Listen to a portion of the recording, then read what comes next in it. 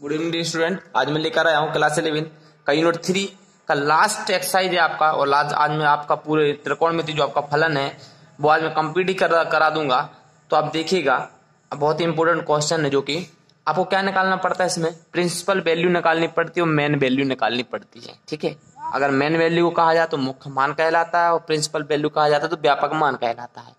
ये दो चीज आपको निकालनी पड़ती है। कोई भी त्रिकोणमिति फलन होगा, मतलब ट्रिग्नोमेट्रिक फंक्शन दिया होगा, उसकी वैल्यू दी होगी, आपको ये चीज निकालनी पड़ेगी। तो जैसे कि आपको देखो यहाँ पर दिया है, एक क्वेश्चन दिया है 10x। आपको क्वेश्चन है निम्न का मुख्य मान तथा व्यापक मान हल कीजिए। ठीक है, मतलब find the main value and principal value. ठीक है, और फॉलोइंग क्वेश्चन। ठीक है, आपको फर्स्ट दिया 10x इक्वल टू √3 और दूसरा दिया sec x इक्वल टू 2। अलग अलग क्वेश्चन अलग अलग करेंगे। देखो मेन वैल्यू तो आपकी सेम बिल्कुल इजी है, मतलब जो √3 की वैल्यू 10x पर होती है वो मेन वैल्यू हो जाती है। ठीक है, और sec x की वैल्यू 2 जिस पर होती है वो मेन वैल्यू हो जाती है।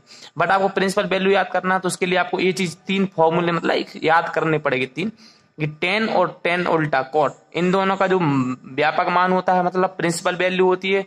यहाँ पर व्यापक मान लिखना था मेरे को, ये व्यापक मान होता है वो होता है n पाई प्लस अल्फा। यहाँ पर कुछ भी मतलब जो आपको वैल्यू आई है ना, थीटा की वैल्यू, यहाँ थीटा लिख दे रहा हूँ, वो आपको यहाँ रखनी है। ठीक है, एक आप 10 और जब कोट दिया हो, जब साइन और साइन का अपोजिट होता है कोसेक, जब साइन और कोसेक दिया होता है तो आपको ये लिखना है एक्स की वैल्यू जो है, मतलब आपका एक्स की वैल्यू आएगी इसकी, वो आएगी n पाई प्लस -1 की पावर n इंटू यहाँ पर वही जो यहाँ पर थीटा है वही, मतलब जो वैल्यू आपका मतलब जो मुख्य मान आया वो। ठीक है, जो मुख्य मान आया वो यहाँ पर लिखना पड़ता है। यहाँ पर आपका कॉस और कॉस का अपोजिट सेक।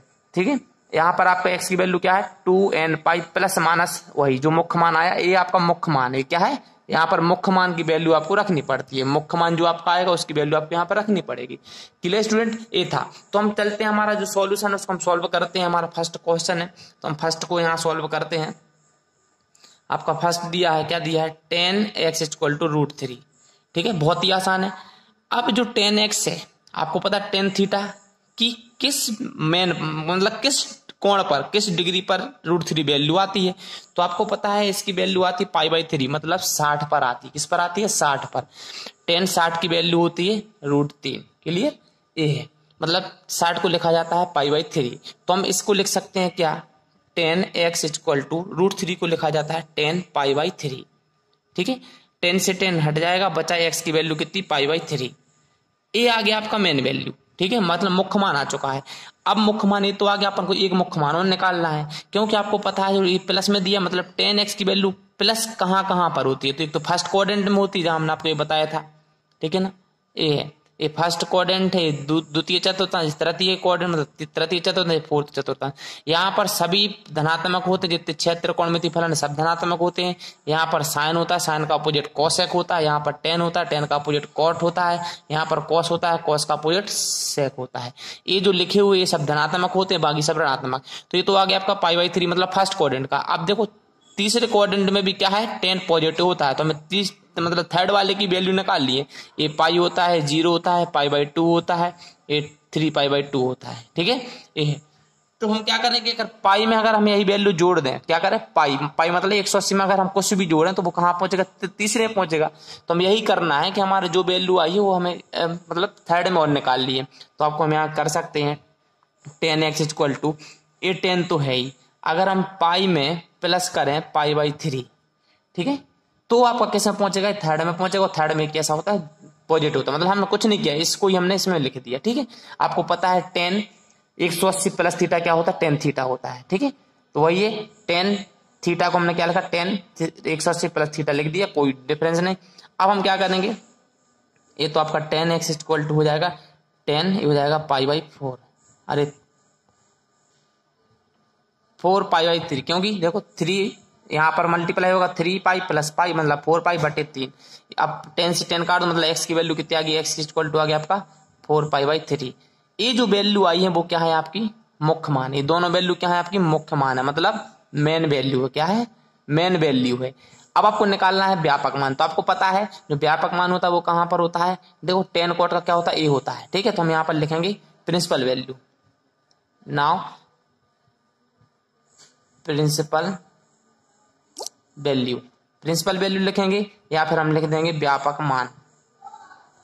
व्यापक मान में कुछ नहीं करना है, एक्स की वैल्यू रखना है। ये जो आपको दिख रहा है ना 10 का, हमने बताया था क्या होता है एन पाई प्लस जो आपको थीटा है मतलब मुख्य मान क्या था π/3। ये आ गया आपका व्यापक मान। इतना आसान है, ठीक है। एक क्वेश्चन ये हो गया आपका, ठीक है डियर स्टूडेंट। अब हम दूसरा लेके चल रहे हैं आपका सेक का। ये आपका सेक x इक्वल टू 2। सेक को हम लिख सकते हैं cos x लिख सकते हैं, है ना। सेक का होता है cos अपोजिट, है ना, तो हम इसको वो पलट देंगे इसको, तो हो जाएगा 1/2। अब 1/2 किस पर होता है, 1/2 होता है cos का मान 60 पर होता है, ठीक है। किस पर होता है 60 पर, तो हम cos 60 को लिखेंगे, इसको लिख देंगे cos 60 की वैल्यू होती है π/3, ठीक है। तो x का मान आ गया है कितना π/3। एक तो ये हो गया, ये हो गया आपका किसमें फर्स्ट क्वाड्रेंट में जो सब धनात्मक होते हैं, ठीक है ना। अब हमें cos कहाँ देखो फोर्थ में दिखता है, फोर्थ में क्या है धनात्मक होता है cos। तो हम इसी को क्या कर सकते हैं, इसको हम और अगर आगे चेंज करें तो हम यहाँ पर इसको कर रहे हैं cos, ये आपका द्वितीय दूसरा था cos x इक्वल टू जो यहाँ पर लिखा है इसको हम लिख सकते हैं cos 2π माइनस π/3। क्यों, क्योंकि देखो आपको पता है ये 2π है, क्या है आपको पता है 360 मतलब 2π होता है। 2π में हम कुछ घटाए तो कहाँ रहेगा, हमका फोर्थ क्वाड्रेंट में रहेगा कि नहीं रहेगा। 2π में कुछ भी घटाए तो हमारा चौथे चतुर्थांश में रहेगा, इसलिए हमने क्या किया यही किया है।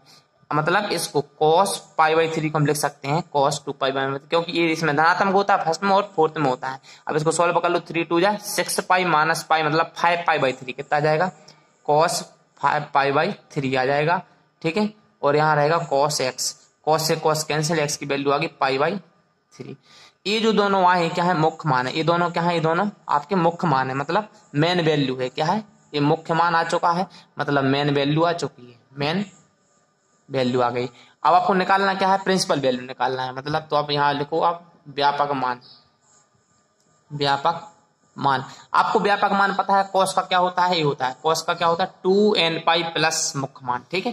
तो यहाँ लिख सकते हैं हम x equal to 2nπ plus π/3, बस ये आपका आंसर है, ठीक है। ऐसे अगर आपका कोई भी क्वेश्चन नेगेटिव रहता है, क्या रहता है नेगेटिव, मतलब यहाँ पर -2 होता है, तो आपको फिर देखना पड़ता है कि माइनस मतलब 2 मतलब 1/2 कहाँ पर होता है, cos माइनस कहाँ पर आता है, तो cos माइनस आता है सेकेंड और थर्ड में, फर्स्ट और सेकेंड में आता है पॉजिटिव और सेकेंड और थर्ड में आता है नेगेटिव। फिर आपको इस प्रकार से बदलते कि ये आपका नेगेटिव हो जाता है, क्लियर, मतलब इस वजह से में आ जाता है। इस प्रकार से आपको क्वेश्चन करने पड़ते हैं। तो ये आपका रहा सॉल्यूशन, पूरा सॉल्यूशन यहाँ से यहाँ तक का है आपका, यहाँ से लेके आप देख लीजिएगा इसको, ये आपका सॉल्यूशन है।